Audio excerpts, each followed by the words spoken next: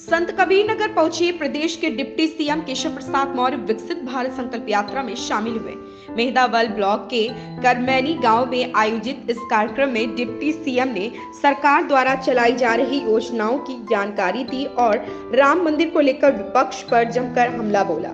जनता को संबोधित करते हुए डिप्टी सीएम ने कहा कि मोदी सरकार की योजनाओं का लाभ पात्र लोगों को मिला है। योजनाओं के चलते लोगों के जनजीवन में बदलाव आया। राम मंदिर प्राण प्रतिष्ठा को लेकर विपक्ष पर जोरदार हमला बोलते हुए कहा कि आज 500 साल बाद भव्य मंदिर बन रहा है, तो जिनका हाजमा खराब है वह अच्छे डॉक्टर से अपना इलाज करा ले, लेकिन राम मंदिर पर सवाल न उठाएं। यह लाखों राम भक्तों के बलिदान की निशानी है। डिप्टी सीएम ने सभी से 22 जनवरी को उत्सव मनाने की अपील की। विपक्ष पर हमला बोलते हुए उन्होंने कहा कि सपा को बसपा हो या कांग्रेस हो, या पार्टियां ठग बंधन के रूप में काम कर रही हैं। केशव मौर्य ने मुस्लिम वोट बैंक के लिए सपा और कांग्रेस पर घटिया राजनीति करने का आरोप लगाया।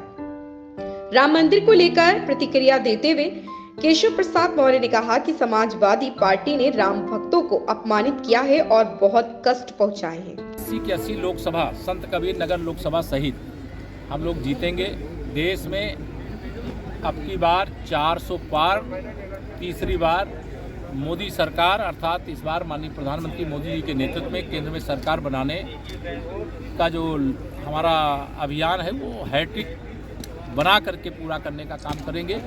और सपा हो, बसपा हो, कांग्रेस हो या अन्य विरोधी दल हो, वह ठगबंधन के रूप में अपने काम कर रहे हैं। वो सपने देखने वाले प्रधानमंत्री बन के पद के लिए अनेक लोग हैं, लेकिन उनके पास प्रधानमंत्री पद का कोई उम्मीदवार नहीं है। भारतीय जनता पार्टी का भविष्य है, भारतीय जनता पार्टी पर भरोसा है, मोदी जी पर भरोसा है। और 22 जनवरी को जब रामलला अपने जन्मस्थान पर विराजमान होंगे, तब माननीय प्रधानमंत्री जी ने 14 जनवरी ये मकर संक्रांति से 22 जनवरी जब रामलला 500 साल बाद अपने जन्मस्थान पर विराजमान होंगे, स्वच्छता अभियान चलाने की अपील की है।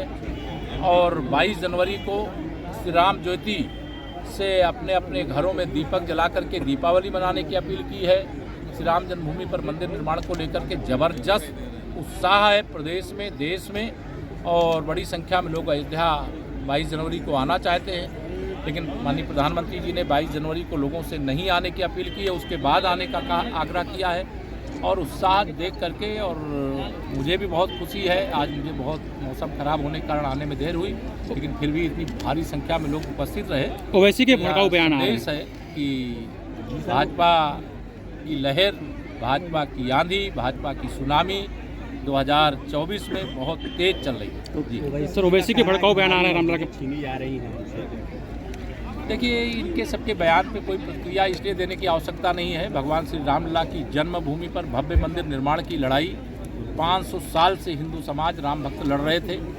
तुष्टीकरण की घटिया राजनीति करने वाली कांग्रेस पार्टी, मुस्लिम वोट बैंक को अपने पक्ष में जुटाने की राजनीति करने वाली समाजवादी पार्टी, इन लोगों ने बहुत ज्यादती की है, बहुत ही राम भक्तों का अपमान किया है, राम भक्तों को बहुत कष्ट पहुंचाने का काम किया है, पीड़ा पहुंचाने का काम किया है। माननीय प्रधानमंत्री मोदी जी के नेतृत्व में केंद्र में सरकार बनी, तब रामलला के भव्य मंदिर निर्माण का मार्ग प्रशस्त है। क्या आपको लगता है कि विपक्ष के नेता प्राण प्रतिष्ठा कार्यक्रम पहुंचेंगे? मुझे लगे या न लगे उससे मेरा मतलब नहीं है। कोई को निमंत्रण जा रहा है, अगर कोई आना चाहता है तो सरकार के नाते जो भी आएगा अयोध्या धाम में, उत्तर प्रदेश में, हम उसका स्वागत करेंगे। लेकिन यह सारे जो रामद्रोही हैं वो इस समय विचलित है। जो भगवान राम को काल्पनिक बताते थे, उनके इस समय जैसे लगता है कि राम बाण चल गया है और उनके छाती में चुभ गया है। और रामलला का भव्य मंदिर बनाने के लिए उन्होंने लाठी चलाने के अलावा भगवान राम का, राम भक्तों का अनादर करने के अलावा किया क्या है? लेकिन कोई राम भक्त के नाते आना चाहता है तो ये मैं मानूंगा कि भारतीय जनता पार्टी की विचारधारा जीत गई।